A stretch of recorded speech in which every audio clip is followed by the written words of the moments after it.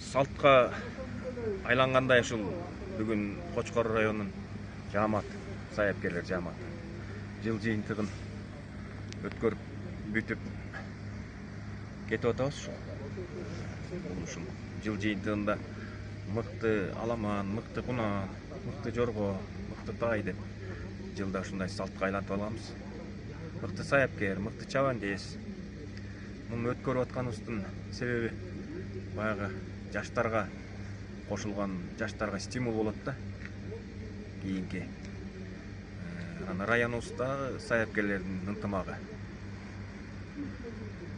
Анан биздин саяпкерлердин арасынан да быйыл курултайга бир делегат барып катышып, былтыр мен өзүм 3-чү курултайга делегат болуп бардым эле.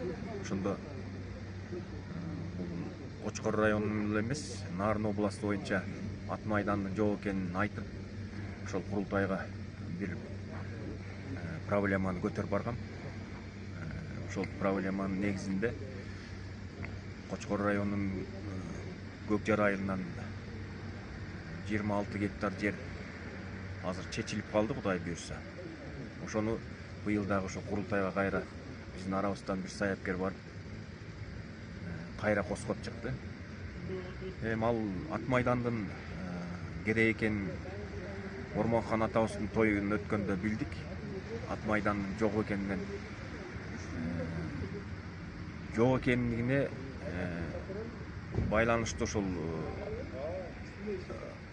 ат кыргыздын улуттук оюндарын Орто Токой суусу соолуп калганын ошол кезде дагы жакшы болуптур. Ошол Ормонхан атабыздын тоюн ошол жерге улуттук оюндарды ошол Орто Токой аймагына өткөрүп алдык.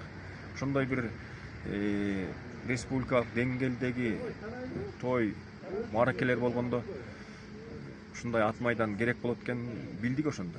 Анан ошонун негизинен ушул ат майданды Нарын областы боюнча курууга аракетибизди кылып атабыз. Кудай буйрса президент дагы башка губернатор ушул биздин айткан саяпкерлердин, жалпы Нарын областынын саяпкерлеринин сунушун кабыл алып койсо, биз ошол суранычыбыз ошол да.